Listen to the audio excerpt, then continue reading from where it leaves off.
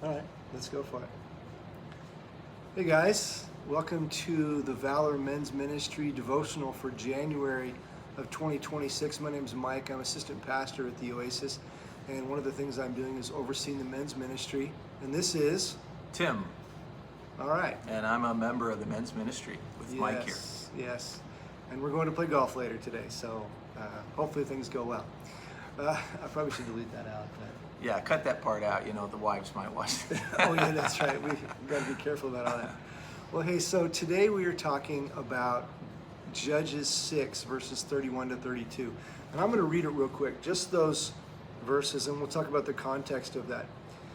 Judges 6:31. But Joash said to all those who confronted him, "Must you fight Baal's battles? Must you rescue him? Whoever takes up his cause will die by morning. If he really is a god, let him fight his own battles. After all, it was his altar that was pulled down." This is a story in the context of Gideon, and Gideon is a guy who heard a call from the Lord to lead Israel and to judge Israel and get rid of the Midianites and to, again, conquer the enemies of Israel.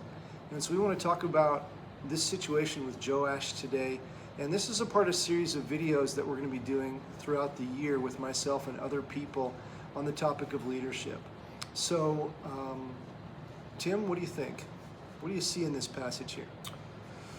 Well, I see Gideon, who obviously showed great leadership. It says in that chapter, earlier in the chapter, it says that those idols he was tearing down, or the idol that he tore down, was his dad's idol. And so the town got very upset, or the city got upset, and everybody wanted to kill him.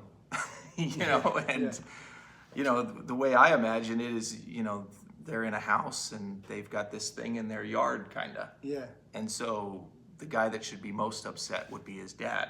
Yeah. If it's his thing, but maybe his dad was like, I just kind of put that up there because everybody else had one. Yeah. I don't know. Yeah. But obviously Gideon showed commitment to the Lord and showed great leadership in what he was doing. And then his dad, stood by his side and said, "Hey, look, if this Baal guy is so great, then let him take care of it. You guys don't need to, basically stay away from my boy. Yeah. Yeah. Baal will take care of this thing if he's such a powerful God and if he's so angry." Yeah.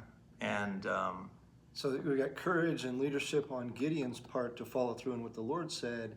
And Joash, even though he wasn't a follower of God, he recognized in his son some conviction, protection, and leadership of his son. And, it's a culture, like you mentioned, the city's very upset about this whole thing, right? yeah, So Joash is standing up to the culture, and who knows? We don't know. I don't remember if Joash is mentioned again, if he became a God follower, but his son certainly showed some leadership, and his dad showed leadership in standing up for his son, leading his family, and standing up against the culture. And those are things that challenge us today, would you say? absolutely. The tools of the enemy change, but the tactics never do. We're always faced with, people don't really change that much. I think a lot of people, myself included at times, have been like, "Oh my gosh, man, look at the world today."